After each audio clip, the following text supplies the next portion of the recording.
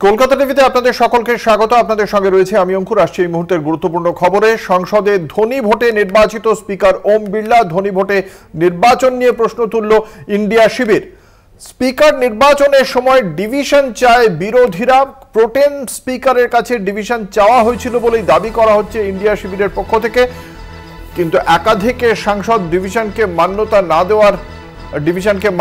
না দেওয়ার দাবি করেছেন অভিষেক বন্দ্যোপাধ্যায়। তৃণমূল কংগ্রেসের সর্বভারতীয় সাধারণ সম্পাদক সাংসদ অভিষেক বন্দ্যোপাধ্যায়ের দাবি, ডিভিশনকে মান্যতা না দেওয়ার দাবি করেছেন তিনি। একাধিক সাংসদ ডিভিশন চেয়েছিলেন বলেই তিনি দাবি করেছেন। তার আরও দাবি, সরকারের হাতে সংখ্যাগরিষ্ঠতা নেই, সরকারের পতন সময়ের অপেক্ষা বলেই আজ দাবি করেছেন অভিষেক বন্দ্যোপাধ্যায়। আপনাদের জানিয়ে রাখি, আজ মাত্র কিছুক্ষণ আগেই অষ্টাদশ লোকসভার স্পিকার নির্বাচিত হলেন ওম বিড়লা। ধ্বনি ভোটে নির্বাচিত হয়েছেন তিনি, কিন্তু এই সময় সরকারের কাছে সংখ্যাগরিষ্ঠতা ছিল না বলে অভিযোগ করেছেন অভিষেক বন্দ্যোপাধ্যায়। কি বলেছেন তিনি আমরা শোনাব।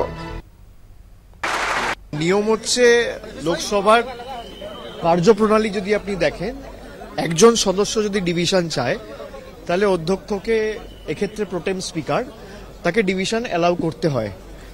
এক্ষেত্রে আপনারা যদি সিসিটিভি ফুটেজ দেখেন বা পার্লামেন্টের যে স্ট্রিমিং হয়েছে ফুটেজ বার করে দেখেন, এখানে প্রতিপক্ষ যারা রয়েছে ইন্ডিয়া ব্লকের একাধিক প্রতিনিধি ডিভিশন চেয়েছে এবং চাওয়ার পরও ডিভিশন অ্যালাউ করা হয়নি, এবং এটা স্পষ্টত প্রমাণ যে বিজেপির কাছে সংখ্যাগরিষ্ঠতা নেই।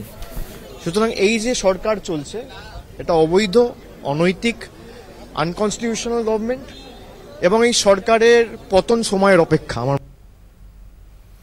আপনারা শুনলেন অভিষেক বন্দ্যোপাধ্যায়ের বক্তব্য, যেখানে তিনি খুব স্পষ্টভাবেই বলছেন সরকারের পতন সময়ের অপেক্ষা। এবং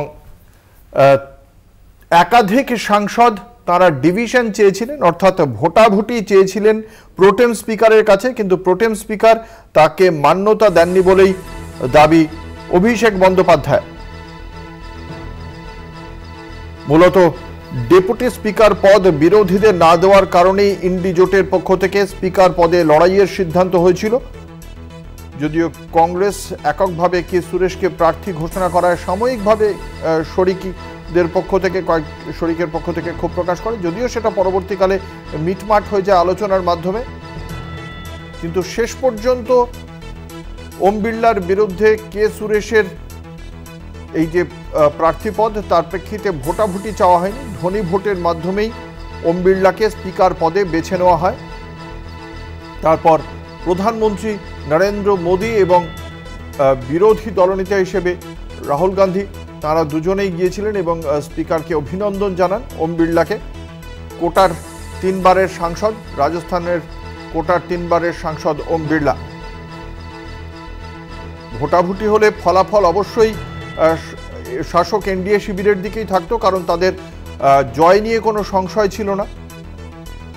293 জন মোট সদস্য সংখ্যা এই মুহূর্তে এনডিএর। তার পাশাপাশি আপনারা সকলেই জানেন অন্ধ্রপ্রদেশের ওয়াইএসআর কংগ্রেসও সমর্থন জানাবে ওম বিড়লাকে, এমনটাই তারা আগে থেকেই জানিয়ে দিয়েছিল। যদিও তৃণমূল কংগ্রেসের পক্ষ থেকে সাংসদ অভিষেক বন্দ্যোপাধ্যায় বলেছেন যে এক্ষেত্রে তার বক্তব্য যে বিরোধীদের পক্ষ থেকে একাধিক সাংসদ ডিভিশন চেয়েছিল, ভোটাভুটি চেয়েছিল, কিন্তু তাকে মান্যতা দেওয়া হয়নি। কি বলেছেন অভিষেক বন্দ্যোপাধ্যায় আরো একবার শোনাবো। নিয়ম হচ্ছে, লোকসভার কার্যপ্রণালী যদি আপনি দেখেন, একজন সদস্য যদি ডিভিশন চায় তাহলে অধ্যক্ষকে, এক্ষেত্রে প্রোটেম স্পিকার, তাকে ডিভিশন অ্যালাউ করতে হয়। এক্ষেত্রে আপনারা যদি সিসিটিভি ফুটেজ দেখেন বা পার্লামেন্টের যে স্ট্রিমিং হয়েছে ফুটেজ বার করে দেখেন, এখানে প্রতিপক্ষ যারা রয়েছে ইন্ডিয়া ব্লকের একাধিক প্রতিনিধি ডিভিশন চেয়েছে এবং চাওয়ার পরও ডিভিশন অ্যালাউ করা হয়নি, এবং এটা স্পষ্টত প্রমাণ যে বিজেপির কাছে সংখ্যাগরিষ্ঠতা নেই। সুতরাং এই যে সরকার চলছে, এটা অবৈধ, অনৈতিক, আনকনস্টিটিউশনাল গভর্নমেন্ট, এবং এই সরকারের পতন সময়ের অপেক্ষা আমার মনে হয়। এই মুহূর্তে আমাদের সঙ্গে টেলিফোন লাইনে রয়েছেন প্রদেশ কংগ্রেসের মুখপাত্র সৌম্য আইচ রায়। প্রথমেই আপনাকে কলকাতা টিভির পক্ষ থেকে স্বাগত জানাই। আজকে ওম বিড়লার যে নির্বাচন স্পিকার পদে, সেক্ষেত্রে তৃণমূল কংগ্রেসের সাংসদ অভিষেক বন্দ্যোপাধ্যায়ের দাবি যে বিরোধী পক্ষের তরফ থেকে একাধিক সাংসদ তারা ডিভিশন চেয়েছিলেন এবং সংসদীয় রীতি অনুযায়ী যদি প্রোটেম স্পিকারের কাছে একজন সাংসদও ডিভিশন চান তাহলে ভোটাভুটি করাটা বাধ্যতামূলক, কিন্তু এক্ষেত্রে করা হয়নি। কিভাবে দেখছেন এই বক্তব্যকে? দেখুন, কেন্দ্রীয় সরকার সবসময় চায় যে সাম দাম দণ্ডভেদ রেখে বিরোধীকে দুর্মুষ করতে, বিরোধীদের মতামতকে মান্যতা না দিতে। এটা গত 10 বছরের ট্র্যাডিশন বিজেপি সরকারের। তো সংবিধানে এরকম আছে যে একজনও যদি সাংসদ বলেন যে ডিভিশন চায়, সেখানে ভোটাভুটি হতে বাধ্য। কিন্তু ওরা ভোটাভুটি করবে না, তাহলে দুধকে দুধ পানি কা পানি হয়ে যেত। তাহলে বোঝা যেত যে কতজন সাংসদ ওনাদের পক্ষে ভোট দিয়েছেন, কতজন সাংসদ বিরোধীকে ভোট দিয়েছেন। সেটা ওরা চান না, তাই ধ্বনি ভোটে পাশ করিয়েছেন। আসলে এটা ওরা চাইছেন যে ওরা যেটা বলবে পার্লামেন্টে সেটাই চলবে, কিন্তু এবার সেটা হবে না, কারণ এই সরকার 1/3 গভর্নমেন্ট, মানে 1/3 প্রাইম মিনিস্টার। তো ফলে তার পক্ষে এই সরকার বেশি দিন টেনে নিয়ে যাওয়া সম্ভব না। তো আগামী দিন দেখা যাবে, রাজনৈতিক পরিস্থিতির উপরে বিরোধীরা যথেষ্ট নজর রাখছে। কংগ্রেসের পক্ষ থেকে অনেকেই বলছেন যে ডিভিশন চাওয়া হয়নি, কিন্তু শরিকদের পক্ষ থেকে তৃণমূল কংগ্রেস বলছে যে তাদের একাধিক সাংসদ ডিভিশন চেয়েছিল। এখানে কি কোনো সমন্বয়ের অভাব হয়েছে? না, কোনো সমন্বয়ের বিষয় না। কোনো একজন সাংসদ, মিনিমাম একজন নির্দল সাংসদ যদি পার্লামেন্টে চায় ডিভিশন, তার ডিভিশন দিতে বাধ্য। প্রশ্নটা হচ্ছে প্রসিডিওর নিয়ে। প্রসিডিওরটা মানছেন না পার্লামেন্টের, সেটাই হচ্ছে আসল কথা। অসংখ্য ধন্যবাদ। আমরা কথা বলছিলাম প্রদেশ কংগ্রেসের মুখপাত্র সৌম্য আইচ রায়ের সঙ্গে। খুব স্পষ্ট একটি বিষয় যে বিরোধী সাংসদদের পক্ষ থেকে ডিভিশন চাওয়া হয়েছিল, ভোটাভুটি চাওয়া হয়েছিল, কিন্তু সেই ভোটাভুটি হয়নি। ধ্বনি ভোটে জয়ী হয়েছেন ওম বিড়লা। এই নিয়ে দ্বিতীয়বারের জন্য তিনি স্পিকার পদে আসীন হতে চলেছেন। আপনারা জানেন যে এক্ষেত্রে ওম বিড়লা তিনি তার স্পিকার পদকে চ্যালেঞ্জ করা হয়েছিল। বিরোধীদের বক্তব্য ছিল যে ডেপুটি স্পিকার পদ যেন বিরোধীদের কাছে আসে, এবং সেই কারণে যখন ভারতীয় জনতা পার্টির পক্ষ থেকে এই বিষয়ে কোনো উচ্চবাচ্য করা হয়নি, রাজনাথ সিং মল্লিকার্জুন খাড়গেকে ফোন করবেন বলে আশ্বাস দিলেও শেষ পর্যন্ত সেই ফোন না আসায় ওম বিড়লার বিরুদ্ধে কংগ্রেসের সাংসদ 8 বারের সাংসদ কে সুরেশকে প্রার্থী করা হয়েছিল। আমাদের সঙ্গে এই মুহূর্তে টেলিফোন লাইনে রয়েছেন সিপিএম নেতা তন্ময় ভট্টাচার্য। আপনাকে কলকাতা টিভির পক্ষ থেকে স্বাগত জানাই। আজকের যে ভোটে ওম বিড়লা স্পিকার হয়েছেন, সেখানে বিরোধীদের পক্ষ থেকে তৃণমূল কংগ্রেসের অভিষেক বন্দ্যোপাধ্যায়ের বক্তব্য, একাধিক বিরোধী সাংসদ এক্ষেত্রে ডিভিশনের আবেদন জানিয়েছিলেন। ডিভিশন যদি একজন সাংসদও চান তাহলে সেক্ষেত্রে ভোটাভুটি হওয়াটাই সংসদীয় রীতি, কিন্তু সেই রীতিকে তোয়াক্কা না করে ধ্বনি ভোটে ওম বিড়লাকে জয়যুক্ত করা হয়েছে। প্রোটেম স্পিকারের এই ভূমিকা নিয়ে প্রতিবাদ করেছেন অভিষেক বন্দ্যোপাধ্যায়। তার এই বক্তব্যকে কিভাবে দেখছেন? এটা কি কংগ্রেস এবং তৃণমূল কংগ্রেসের মধ্যে সমন্বয়ের অভাব বলে মনে করেন, নাকি প্রোটেম স্পিকারের এই বক্তব্য বা এই সিদ্ধান্তকে আপনারা অন্যভাবে দেখছেন? প্রথম কথা হচ্ছে, ভোটাভুটি হওয়াটাই সঙ্গত ছিল। তৃণমূল কংগ্রেসের এমপি দাবি করেছেন না কে দাবি করেছেন এটা বিবেচ্য না। বিবেচ্য হচ্ছে যে একদিকে 293 আর একদিকে 240, এই ফিক্সেশনটা নির্দিষ্ট ছিল।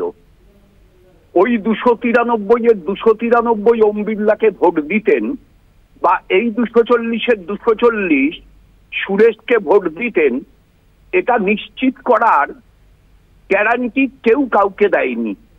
প্রোটেম স্পিকার এটা নিশ্চিত করতে পারেন না। সুতরাং যখন বিরোধী প্রতিদ্বন্দ্বী আছেন এবং যখন তারা ডিভিশন চেয়েছেন, তখন ভোটাভুটি হওয়াটাই গণতান্ত্রিক রীতি, সংবিধান, এবং বিজেপির সরকার নরেন্দ্র মোদী, অমিত শাহদের নেতৃত্বে সংবিধান মানেন না। আমাদের বলা এই কথাটা আর একবার প্রমাণিত হলো। অসংখ্য ধন্যবাদ। আমরা কথা বলছিলাম সিপিএম নেতা তন্ময় ভট্টাচার্যের সঙ্গে।